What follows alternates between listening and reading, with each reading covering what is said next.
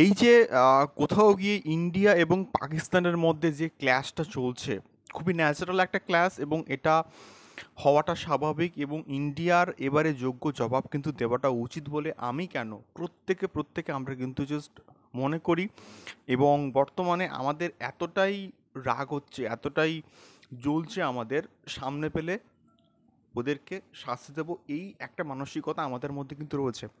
তো সেই জন্য ইন্ডিয়া এবং পাকিস্তানের মধ্যেকার এখন অভ্যন্তরীণ যে বিষয়পত্রগুলো এখন খুবই উত্তপ্ত এবং ইন্ডিয়া অনেক কিছু কিন্তু রদ্দ করেছে পাকিস্তানের উপরে, এবং সেটা অন্যান্য চুক্তি আছে। এবং আমার এই ভিডিও টপিক কিন্তু এটা নয়, আমার ভিডিও টপিক কিন্তু এটা রিলেটেড যে আলটিমেটলি যদি আমাদের ইন্ডিয়া এবং পাকিস্তানের মধ্যে এই ক্ল্যাশটা আরও একবার তৈরি হয় বা ক্ল্যাশটা হয়, তাহলে সেক্ষেত্রে শেয়ার মার্কেটে তার কী প্রভাব পড়তে চলেছে বা কী প্রভাব পড়তে পারে এটাকে নিয়ে আমার কিন্তু বক্তব্য। এবং দেখো, আমরা অনেক কিছু কিন্তু ভিডিওস দেখলাম, অনেক ভিডিওস দেখেছিলাম যে এই পার্টিকুলার টপিকটাকে নিয়ে এর ফলে মার্কেট আরও একবার ক্র্যাশ করবে, 22,000 পয়েন্টের নিচে নামতে পারে কোথাও গিয়ে নিফটি ফিফটি, এটাকে নিয়ে অনেক অনেক স্টেটমেন্ট কিন্তু এসেছে। দেখুন, মার্কেট একটা যুদ্ধের প্রভাব মার্কেটের উপরে পড়ে, এবং যখন ইসরায়েলের সঙ্গে ওই যে একটা যে ওয়ার যে হয়েছিল, সেই সময় তার একটা প্রভাব কিন্তু ডিরেক্টলি মার্কেটের উপরে কিন্তু পড়েছিল। কিন্তু বর্তমান সময়ে ইন্ডিয়া এবং পাকিস্তানের মধ্যে যদি এরকম একটা সিনারিও দাঁড়ায়, তাহলে কি হতে পারে? দেখুন, ইন্ডিয়া পাকিস্তানের মধ্যে যে যুদ্ধ হবে বা যুদ্ধ পরিস্থিতি যে সৃষ্টি হচ্ছে, এটা খুবই স্বাভাবিক একটা বিষয়, এটা আমরা প্রত্যেকে কিন্তু জানি। কিন্তু তার প্রভাব কি আদৌ মার্কেটের উপর পড়তে পারে? যারা বলেছিল যে মার্কেটের উপর আরও একবার ক্র্যাশ আসছে, মানে বিষয়টা হচ্ছে প্রচুর মানুষ এরকম ভয় দেখানো থাম্বনেল কিন্তু বানায়, প্রচুর মানুষ ভয় দেখানো থাম্বনেল বানিয়ে ভিউজটা কামিয়ে নেয়, এবং আলটিমেটলি যারা অডিয়েন্স তারা জাস্ট বোকা বনে যায়, তারা অ্যাকচুয়ালি ওই ভিডিওর মধ্যে ঢুকে ইনফরমেশনস পাওয়ার কিন্তু চেষ্টা করে, বাট তারা কিন্তু এক্স্যাক্টলি কোনো ইনফরমেশনস কিন্তু কোথাও গিয়ে পায় না। তো আলটিমেটলি যারা কন্টেন্ট ক্রিয়েটর তাদেরই কিন্তু বেসিক্যালি ফায়দাটা হয়, তারা এই সমস্ত ভিডিও বানিয়ে জাস্ট ভিউজ কামাচ্ছে, আর জাস্ট কিছু না। সো দেখুন, বিষয়টা হচ্ছে গিয়ে মার্কেট আদৌ পড়বে কি পড়বে না, সেটা সত্যি বলতে না রিটেল ইনভেস্টরদের হাতে কিন্তু নেই। সেটা এক্স্যাক্টলি কিছু কিছু নিউজের উপরে কিন্তু কোথাও গিয়ে ডিপেন্ড করছে। কিছু কিছু নিউজ অবশ্যই মার্কেটে যুদ্ধের একটা প্রভাব পড়তে পারে, বাট সাময়িক সময়ের জন্য একটা কারেকশনস আসতে পারে, কিন্তু মার্কেট ক্র্যাশ মানে কিন্তু জাস্ট বুঝতে হবে যে অ্যাবভ 20%, উপরে যদি কারেকশনস হয় তা তাকে কিন্তু আমরা ক্র্যাশ বলি। আবার যখন 25% বা 30%-এর বেশি যখন মার্কেট পড়ে, তাহলে সেটাকে আমরা কিন্তু কোথাও গিয়ে বলি যে মার্কেটে একটা বিয়ারিশ ফেজ কিন্তু এসছে। আলটিমেটলি মার্কেটে বিয়ারিশ ফেজ কি আসবে due to India Pakistan war?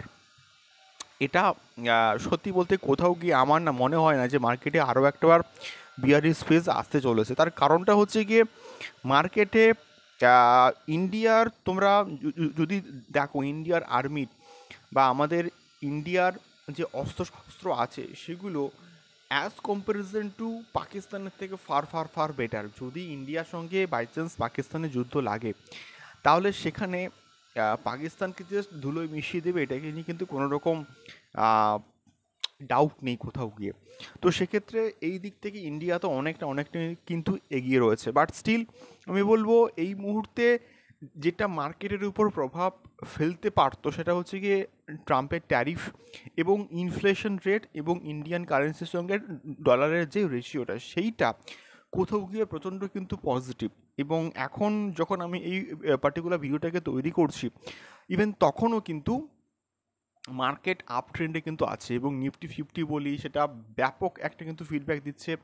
প্রায় 0.65% কিন্তু এখন অবধি দেখাচ্ছে পজিটিভে রয়েছে। এবং আমি যখন এই ভিডিওটাকে তৈরি করছি, তখনকার ডেটা আমি কিন্তু তোমাদের সঙ্গে জাস্ট শেয়ার করছি। এবং শুধুমাত্র নিফটি ফিফটি নয়, ব্যাঙ্ক নিফটি বলি বা আমাদের সেন্সেক্স বলি, প্রত্যেকটা সেক্টর কিন্তু প্রচণ্ড একটা ভালো পজিটিভ ভাইবস কিন্তু দিচ্ছে, এবং ইনফ্লেশন রেট কিন্তু কমছে, যেটা প্রচণ্ড কিন্তু ভালো একটা দিক আমাদের ইন্ডিয়ান মার্কেটের জন্য। এবং তার সঙ্গে সঙ্গে এই যে ট্যাক্স রেটের উপর যে ছাড় করা হয়েছে সেইটা একটা ভালো দিক, মানে মানুষের হাতে পয়সা আসছে, মানুষ ইনভেস্ট করছে। এবং দ্বিতীয়ত হচ্ছে ডলার এবং আইএনআর এর মধ্যেকার রেশিও, ডলার পড়ছে, আইএনআর স্ট্রং হচ্ছে, এবং এর ফলে কি হচ্ছে, এফআইআইরা কিন্তু ভালো রকমের কিন্তু একটা ইনভেস্টমেন্ট করছে ইন্ডিয়ান শেয়ার মার্কেটে, এবং ইনক্লুডিং ডিআইআই। এফআইআই এবং ডিআইআই যখন ইন্ডিয়ান মার্কেটে যখন ইনভেস্টিংগুলো করছে, তাহলে সেইটা কোথাও গিয়ে প্রচণ্ড একটা ভালো দিক কাজ করছে। এবং যার ফলে কোথাও গিয়ে মার্কেট এখনও অবধি টিল নাও আজকের অবধি কিন্তু মার্কেট বাড়ছে বা একটা বুলিশ জোনে কিন্তু আমরা দেখতে পাচ্ছি। এর পরবর্তীকালে যদি সিরিয়াস একটা ইস্যু হয় ইন্ডিয়া এবং পাকিস্তানের ক্ষেত্রে, যদি অ্যাকচুয়ালি একটা যুদ্ধ হয়, তাহলে তার ইম্প্যাক্ট কী হবে সত্যি বলতে আমরা কেউই কিন্তু বলতে পারবো না। মার্কেট একটা খারাপ খবর খোঁজে মার্কেট পড়ার জন্য, এবং মার্কেটে যদি মনে করে যে এফআইআই বা ডিআইআই তারা যদি এক্স্যাক্টলি মনে করে যে এটা ইন্ডিয়ার জন্য একটা খারাপ একটা দিক হবে কোথাও গিয়ে, তারা কিন্তু সেখান থেকে পয়সাগুলোকে তুলে নেবে। বাট এটা বর্তমান সময়ে তো মনে হচ্ছে না যে এর ফলে একটা খারাপ ইম্প্যাক্ট পড়তে পারে বা ইন্ডিয়ার ইকোনমির উপর একটা খারাপ ইম্প্যাক্ট পড়তে পারে। দেখুন, বিষয়টা হচ্ছে যুদ্ধ হলে দুই দেশের মধ্যে, যুদ্ধ হলে তার দুই দেশেরই ইকোনমির উপরে প্রচণ্ড কিন্তু প্রভাব পড়ে, এবং সেটা যেমন ইন্ডিয়ার উপরেও পড়বে, তেমনিভাবে কিন্তু কোথাও গিয়ে পাকিস্তানের উপরেও কিন্তু একটা প্রভাব পড়বে। তো তা বলে ইন্ডিয়ার ইকোনমি বিধ্বস্ত হয়ে যাবে তা কিন্তু নয়। ইন্ডিয়ার ইকোনমি যথেষ্ট strong, India is a developing country, এবং সেই জন্য কোথাও গিয়ে ডেভেলপিং কান্ট্রিতে পয়সা ইনভেস্ট করলে কিন্তু রিটার্ন পাওয়া যায়। এবং এত এত কনজিউমার এখানে আছে, এত আহ, মানুষের চাহিদা এখানে আছে, সেই জন্য কিন্তু পরবর্তী সময় ইন্ডিয়ার মতো জায়গাতে একটা ভালো রকমের কিন্তু আমরা কোথাও গিয়ে মার্কেটে র্যালি দেখতে পারি, বা মার্কেট আরও একবার কিন্তু বুলিশ জোনে ফিরতে পারে। এটা আমার সম্পূর্ণ প্রেডিকশনস, এটা মিলতে পারে নাও মিলতে পারে, বাট আমার মনে হয় না যে এই, যদি ইন দ্য কেস ইন্ডিয়া এবং পাকিস্তানের মধ্যে যুদ্ধ হয়, যদি হয়, তাহলে তার কোনো প্রভাব পড়তে পারে। এবার পড়লেও কিন্তু পড়তে পারে, এটা মার্কেটকে আমরা প্রেডিক্ট করতে পারি, বাট মার্কেট এক্স্যাক্টলি কী করবে একমাত্র মার্কেটই কিন্তু জানে। মার্কেটে এফআইআই এবং ডিআইআই সব থেকে বড় মাথা, তারা আমাদের থেকে অনেক অনেক ফার কিন্তু বোঝে মার্কেটকে নিয়ে। তো এটা আমার কোথাও কি বেসিক্যালি মনে হয়েছে, দেখা যাক কী হয়। বাট মিউচুয়াল ফান্ডে আমাদেরকে কিন্তু ইনভেস্টমেন্ট করে কিন্তু যেতে হবে, এবং মিউচুয়াল ফান্ডে কোথাও গিয়ে ইনভেস্টমেন্ট করার এটা সবথেকে বেস্ট একটা সময়। এবং সত্যি বলতে মিউচুয়াল ফান্ডে ইনভেস্টমেন্ট করার কিন্তু সময় কোনোভাবে কিন্তু বেস্ট নয়, যে কোনো মুহূর্তে যে কোনো সময় কিন্তু ইনভেস্ট করা যায় মিউচুয়াল ফান্ডে। এবং পরবর্তীকালে এটাকে কন্টিনিউ করলে আমার মনে হয় যে ভালো রকমের আমরা কিন্তু ওয়েলথ ক্রিয়েট করতে পারবো মিউচুয়াল ফান্ড থেকে। তো এটাই ছিল বেসিক্যালি ভিডিও আজকের।